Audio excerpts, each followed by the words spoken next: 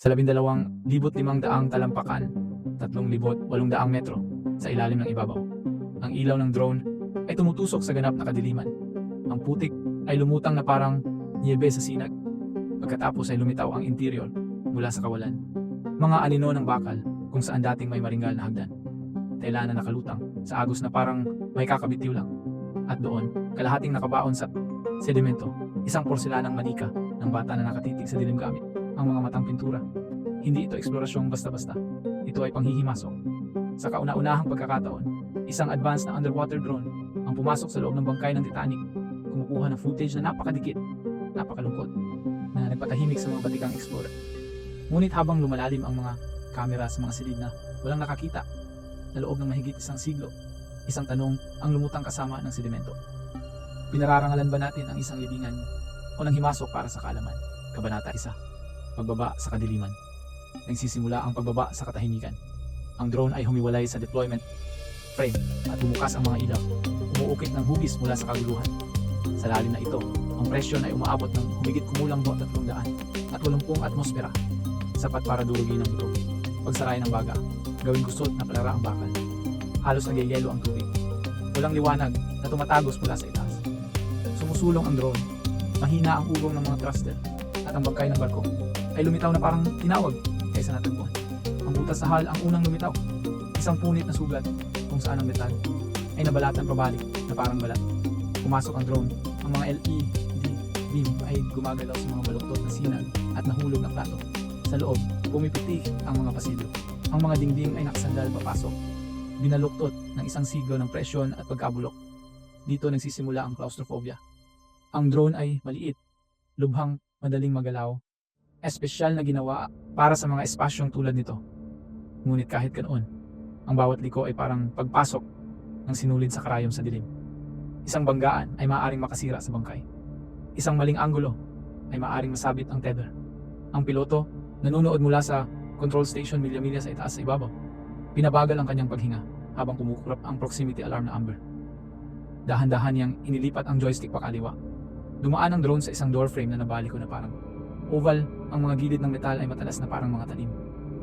Kabanata 2. Ano ang nakaligtas sa isang siglo? Ano ang nakaligtas sa isang siglo ng kadiliman?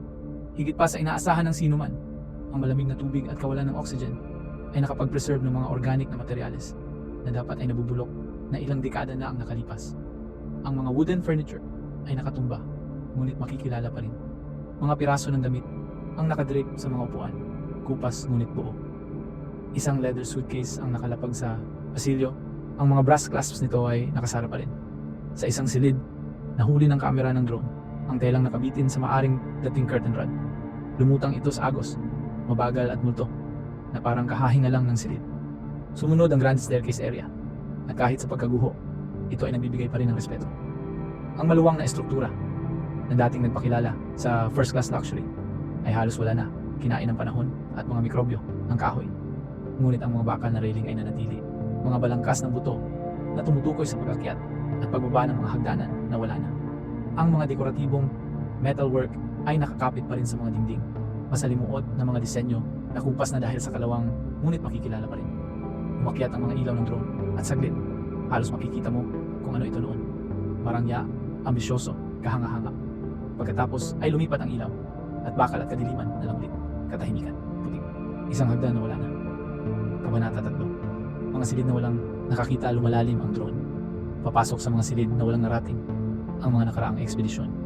Ang mga espasyong ito ay nakakulong sa kadiliman mula nang lumubog ang barko noong 1912.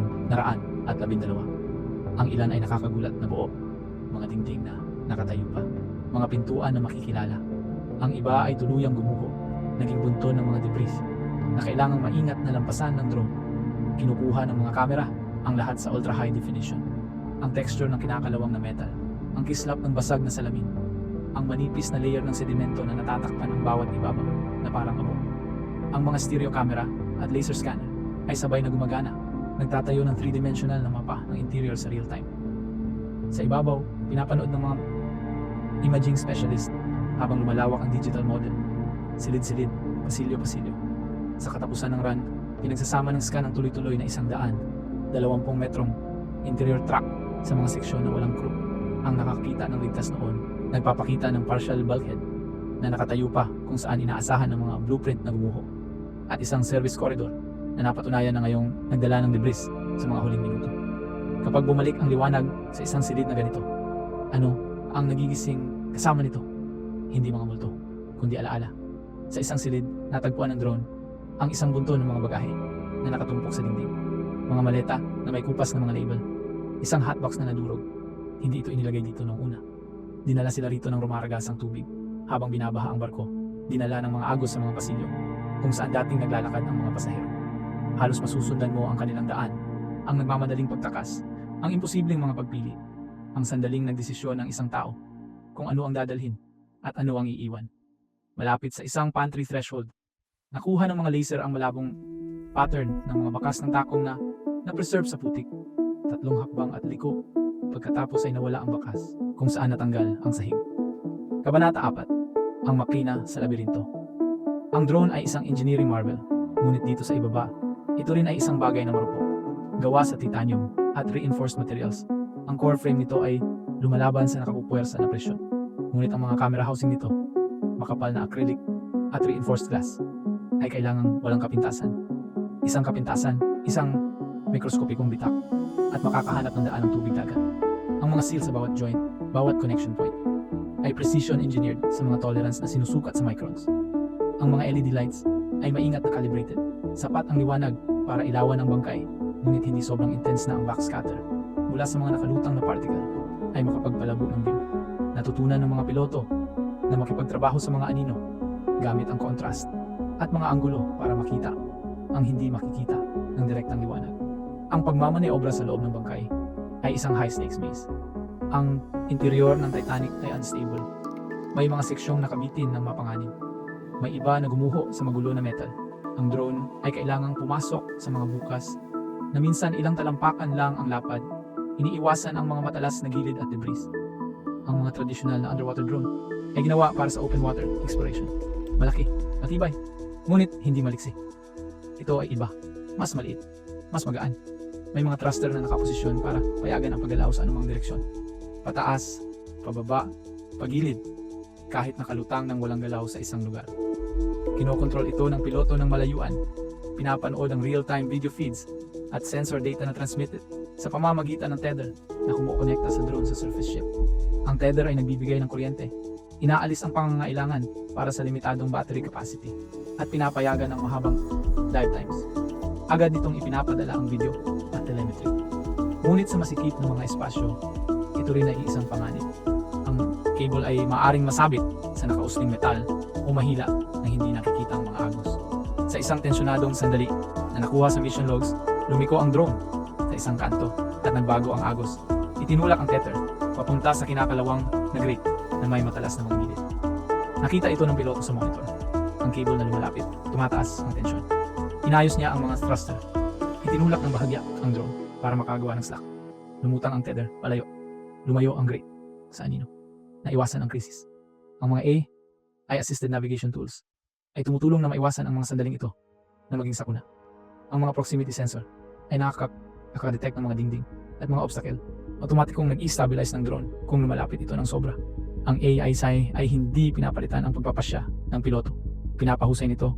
Gumaganap na parang dagdag na set ng reflexes sa isang environment kung saan ang oras ng reaksyon ng tao ay hindi sapat na mabilis. Ang kolaborasyong ito sa pagitan ng intuisyon ng tao at presisyon ng makina ang nagpapahintulot sa interior exploration. Kabanata 5. Ang hugis sa mga anino. Pagkatapos ay nakuhanan ng mga kamera ang isang bagay na nagpatigil sa lahat. Sa isang silid na malalim sa loob ng bangkay, bahagyang natatakpan ng debris, may isang hugis. Kasing laki ng tao, kasing ayos ng tao. Maaaring mga labi ito. Maaaring koleksyon ng mga materyales na iniayos ng tsamba sa anyong mukhang katawan lamang. Hindi sapat ang resolusyon para makatiyak. At ang team ay gumawa ng sadyang desisyon na huwag nang mag-imbestiga pa. Dito sumasayad ang eksplorasyong ito sa isang bagay na ganap na iba. Kabanata 6. Isang libingan, hindi lang bangkay ng barko. Ang Titanic ay hindi lang isang bangkay ng barko. Ito ay isang libingan.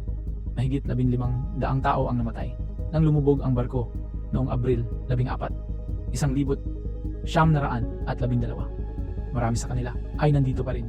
Matagal nang kinuha ng karagatan ng kanilang mga katawan. Ngunit hindi maitatangging naroroon pa rin sila.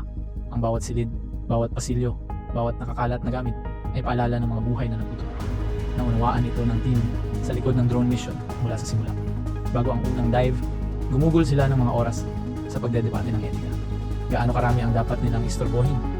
Ano ang dapat ibahagi sa publiko? Paano mo babalansehin ang scientific value ng documentation sa moral weight ng pag-istorbo ng isang mass grave? Ang desisyon tungkol sa ambiguous na human-shaped form ay partikular na nakapagpasakit. Ang ilan ay nag-argue na ang mga ganitong imahe, kapag hinawakan ng may respeto, ay nagpapaalala sa mundo ng human cost sa likod ng kasaysayan na pinipigilan nito ang Titanic na maging isang espektakulo lamang. Ang iba ay naramdaman na ang pagpapakita ng ganitong footage, gaano man kaingat ang pagkakabalangkas, ay lumampas sa linya tungo sa eksploitasyon. Sa huli, pinili nila ang pagtitimpi. Tanging mga piling still images lang ang inilabas, kasama ang konteksto na nagbibigay diin sa respeto at pag-alala. Inilagay nila ang buong sequence sa restricted access, itinala ang mga coordinates nito para sa hinaharap na monitoring, at naglabas ng isang pangungusap sa release. Naidokumento namin, hindi namin inistorbo. Walang sensationalism, walang haka-haka. Pagkilala lamang na ang lugar na ito ay may hawak na higit pa sa metal at kahoy. Ang tensyong ito, sa pagitan ng pagtuklas at panghihimasok, ang nagpapakilala sa bawat Titanic expedition. Ang bangkay ng barko ay nasa international waters na nagpapalito sa mga tanong ng pagmamay-ari at autoridad. Sino ang nagpapasya kung ano ang nararapat i-explore? Anong mga artifact, kung mayroon man, ang dapat makuha? Paano natin pararangalan ang alaala ng mga namatay habang isinusulong din ang ating pagkaunawa sa sakuna? Hindi ito abstract na philosophical questions. Hinuhubog nito ang bawat dive plan, bawat camera angle, bawat frame ng footage na inilalabas sa publiko. Para sa mga pamilya ng mga biktima at mga nakaligtas, ang bangkay ng barko ay lubhang personal. Ang pagkakita ng footage ng interior ng barko, ng mga personal na gamit na nakakalat pa rin kung saan sila nahulog, ay maaring parehong koneksyon sa mga ninunong nawala at masakit na paalala ng kalungkutan na sumasaklaw sa mga henerasyon. Ang isang apo ng steward ay sumulat sa team. Ang pagkakita sa kanyang mundo ay nakakasakit at kahit paano nakakatulong.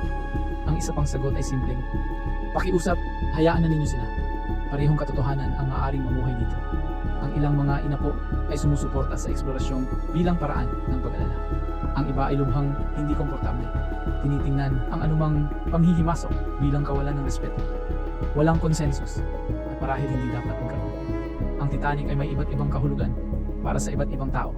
At ang pag-navigate sa mga kahulugang iyon ay nangangailangan ng pagpapakumbaba. Kabanata 7, ano ang inilalahad ng data? Gayunpaman, ang footage ay nag-aalok din ng isang bagay na napakahalaga, kaalaman. Ang mga 3-dimensional map na ginawa ng mga sensor ng drone ay nagpapahintulot sa mga researcher na virtual na maglakad sa bangkay ng barko. Sinusuri ang mga lugar na masyadong marupok o mapanganib para sa physical access. Ang mga model na ito ay nagpapakita ng mga structural detail na humahamon sa matagal ng mga assumption. Ang mga silid na inakala ng ganap na nawasak ay nagpapakita ng partial integrity. Ang mga seksyon na inaasahang buo ay gumuho. Ang barko ay iiyak habang lumulubog sa mga paraan na mas komplikado kaysa sa mga dating teorya na iminungkahi. Ang isang simulasyon na na-update gamit ang bagong internal geometry ay nagpapaikli ng timeline sa pagitan ng initial flooding at structural failure sa IDEC ng ilang minuto. Isang maliit na pagbabago na may malalaking implikasyon kung paano gumalaw ang mga tao at kung bakit ang ilang mga pasilyo ay humadlang sa debris kung saan ngayon nakalatag ang mga bagahe. Natagpuan ng drone ang mga personal na gamit sa hindi inaasahang mga lugar, mga bagahe sa mga pasilyo na malayo sa passenger cabins, mga bote ng alak na nakasil ng cork sa malamang dining area, isang upuan na natumba ngunit hindi nasira sa isang silid kung saan bumukol ang mga dingding. Ang bawat bagay ay nagsasabi ng isang piraso ng kwento. Isang maleta na dala ng isang taong tumakas, isang bote na iniwan sa kaguluhan, isang upuan kung saan may nakaupo, hindi alam na sa loob ng ilang oras mawawala na ang lahat. Hindi lang ito mga artifact, ito ay mga alingawngaw. Ang bangkay ng barko ay nagtuturo rin sa mga siyentipiko tungkol sa preservation at decay. Ang malamig na temperatura at mababang antas ng oxygen sa lalim na ito ay lubhang nagpabagal sa decomposition, ngunit ang Titanic ay patuloy pa ring nasisira. Kumakalawang ang metal, gumuguho ang mga estruktura, kinokolonisa ng mga marine organism ang site, kabilang ang mga iron-eating bacteria na gumagawa ng rusticles, mga ice-like formation ng kalawang na nakabitin sa bawat ibabaw. Ang footage ng drone ay nagdodokumento ng decay na ito ng walang kapantay na detalye. Pinapayagan ang mga conservationist na subaybayan kung aling mga lugar ang pinaka-vulnerable at kung gaano kabilis nagbabago ang bangkay. Ito ay karera laban sa oras. Sa loob ng ilang dekada, marami sa barko ang maaaring hindi na makilala. Kabanata 8. Ang etika ng eksplorasyon. Ang urgency na ito ang nagpapaalab ng debate tungkol sa kung gaano ka-aggressive dapat ang eksplorasyon. Ang ilang mga eksperto ay nag-argue na dahil natural na nasisira ang bangkay, may moral imperative na idokumento ang lahat ngayon bago ito mawala magpakailanman. Ang iba ay nag-iingat na ang eksplorasyon mismo, ang physical presence ng mga drone, ang pagka-istorbo ng sedimento, ang mga panganib ng aksidenteng banggaan, ay maaaring magpabilis ng mismong decay na sinusubukan nating pag-aralan. Ito ay isang paradox. Mas sinusubukan nating i-preserve ang Titanic sa pamamagitan ng documentation. Mas nanganganib tayong maging kontributor sa pagkawasak nito. Ang kakayahan ng drone na ma-access ang mga interior space na walang direktang contact ng tao ay kumakatawan sa isang breakthrough sa balanseng ito. Hindi tulad ng mga submersible na may dalang tao na malaki at may panganib na makasira. Ang maliit na ROV ay maaaring dumaan sa masikip na mga bukas at umurong ng mabilis kung gumalaw ang mga estruktura. Hindi tulad ng autonomous underwater vehicles na gumagana ng sarilinan. Ang tethered drone ay nagpapahintulot ng real-time human judgment. Kaya ang mga piloto ay maaaring gumawa ng mga ethical at praktikal na desisyon sa mismong sandali. Hindi ito perpektong solusyon. Walang eksplorasyong tunay na non-invasive. Ngunit ito ang pinakamahusay na kompromiso na kasalukuyang available. Ang footage ay muling nagpasiklab ng public fascination sa Titanic. Ngunit pinalalim din nito ang usapan. Hindi lang ito tungkol sa nangyari noong 1912. Ito ay tungkol sa kung paano tayo sa kasalukuyan pipiliin na makipag-ugnayan sa mga lugar ng trahedya. Kung paano tayo magsasabi ng mga kwento na nagtuturo ng hindi sensasyonalismo. Kung paano natin pararangalan ang mga patay habang hinahabol ang kaalaman. Ang paglalakbay ng drone sa loob ng bangkay ay nagpipilit sa atin na harapin ang mga tanong na ito ng direkta sa mga paraan na hindi kailanman magagawa ng mga external survey. Sa isang lugar sa control room arcade, may clip na hindi kasama sa public release. Ipinapakita nito ang isang cabin, mga dingding na halos buo pa, sedimento na natatakpan ang sahig sa makinis na layer. Sa sulok, bahagyang nakikita ay mukhang laruan ng bata, isang maliit na wooden horse. Makinis na dahil sa panahon. Ang imaging specialist na unang nakakita nito sa live feed ay minarkahan ang timestamp.